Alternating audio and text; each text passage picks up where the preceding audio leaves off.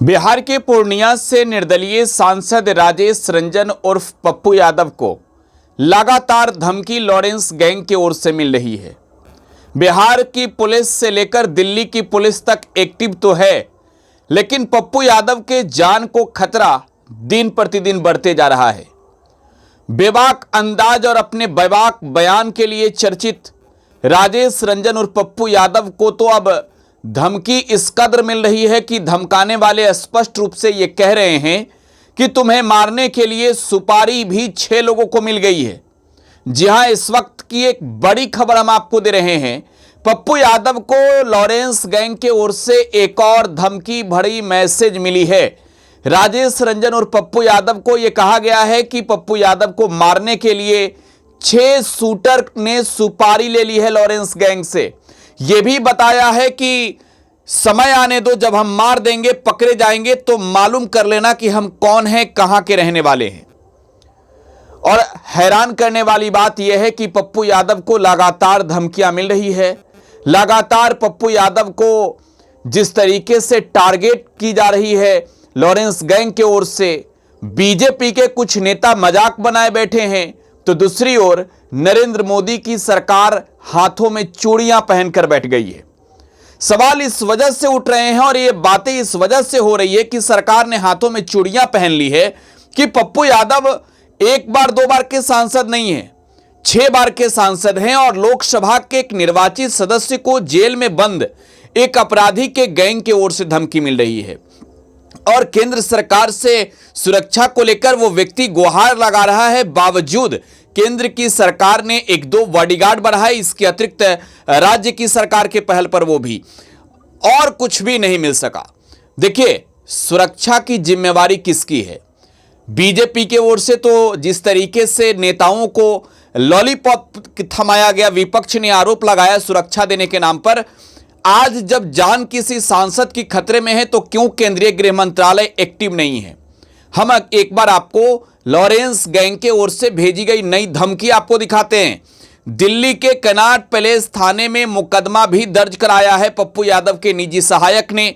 पप्पू यादव के पीए को यह धमकी भरी मैसेज मिली है। एक बार देखिए, आपके सामने हम दिखा रहे हैं। हेलो हेलो करके 2 बार मैसेज भेजे गए। इधर से पूछे गए कि हाँ बताओ कोई बात है क्या? आपने हेलो हेलो बोला। जवाब आता है लॉरेंस गैंग से बोल रहा हूं। हाँ बोलो, क्या बोलना है आपको? पप्पू यादव बोल रहा है ना तू। फिर आगे जो मैसेज है उसमें लिखा जाता है, मैं मोहम्मद सादिक आलम बोल रहा हूं, उनका पार्लियामेंट्री पीए। फिर सामने वाला ये मैसेज में जवाब देता है, हाँ तो उसको बोलना उसकी सुपारी मिली है, वह लॉरेंस के ग्रुप को मिटाने की बोल रहा था ना। फिर इधर से जवाब दी जाती है, ठीक है सुपारी आपको मिली है। मैसेज आता है, अब उसको बोल देना कि उसके आखिरी दिन गले राहत किधर है यह पप्पू यादव, मतलब कि रहता किधर है पप्पू यादव। 6 लोगों ने इसकी सुपारी ले लिया है। सवाल ये पूछे जाते हैं कि ये 6 लोग जिन्होंने सुपारी ली है कहां कहां के हैं? जवाब ये आता है कि उससे तेरे को क्या काम। फिर इधर से जवाब दिए जाते हैं, नहीं भाई साहब, आपने ही बताया कि 6 लोगों ने सुपारी दिया, तो बस मैं आपसे यही पूछ लिया। फिर उधर से जवाब दिए जाते हैं लॉरेंस गैंग की ओर से, तू क्या बयान ले रहा है क्या मेरे से? जिस दिन मारूंगा हम पकड़े जाएंगे, सब पता चल जाएगा कहां कहां से थे हम। वैसे मैं तेरे से इतनी बात करना नहीं चाहता, पप्पू यादव से बात कर। लेकिन इसके आगे जो मैसेजेज हैं जरा देखिए एक बार। तस्वीरें कुछ भेजी गई है और उन तस्वीरों पर गौर कीजिए। एक व्यक्ति गोली चला रहा है, राइफल से गोली चलाई जा रही है और उसके आगे विदेशी पिस्टल, यूएस से निर्मित पिस्टल की तस्वीर है और ये तस्वीर हम आपको दिखा भी रहे हैं। ये आगे मैसेज में लिखा भी जाता है कि अरे तूने तो केस कर दिया, पुलिस के पास मत जा। ये भी धमकी दी जा रही है लॉरेंस बिश्नोई के गैंग की ओर से। मोहम्मद सादिक आलम जो पप्पू यादव के पीए हैं और कनॉट पैलेस थाने में इन्होंने एक तहरीर दी और उसके बाद मुकदमा दर्ज कराया है। देखिए, कुल अब तक 5-6 मुकदमे जो है वो पप्पू यादव की ओर से दर्ज करा दिए गए हैं। सुरक्षा को लेकर गुहार लगाई जा रही है, बावजूद जिस तरीके की ये धमकियां हैं, जिस तरीके के ये मैसेजेज हैं, स्पष्ट रूप से ये दिख भी रहा है, सामने है सब कुछ कि पप्पू यादव की जान को खतरा है। बावजूद अगर बात करें सुरक्षा के लिहाज से तो 2 सुरक्षा के लिए बॉडीगार्ड जो हैं वो बढ़ाए गए हैं राज्य सरकार के पहल पर, पूर्णिया पुलिस के पहल पर। देखिए, पूर्णिया पुलिस ने भी इस मामले में जो है वो अनुसंधान जारी रखा है। सबसे बड़ी बात यह है कि पूर्णिया पुलिस ने एक व्यक्ति को गिरफ्तार किया, जिस व्यक्ति का नाम महेश पांडे है और वो दिल्ली का रहने वाला था।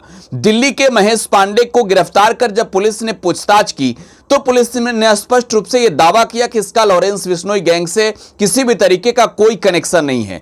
लेकिन सबसे बड़ी बात यह कि जो व्यक्ति ये कह रहा था कि लॉरेंस बिश्नोई से बात करवाते हैं, जो व्यक्ति ये कह रहा था कच्चा चबा जाएंगे, जिस व्यक्ति ने ऑडियो मैसेजेस के जरिए इस बात का दावा किया था कि लॉरेंस बिश्नोई खुद जेल का जैमर बंद करवाकर पप्पू यादव से बातचीत करना चाहता है, उस व्यक्ति तक अब तक बिहार से लेकर दिल्ली तक की पुलिस नहीं पहुंच सकी है। यह एक बड़ी बात है।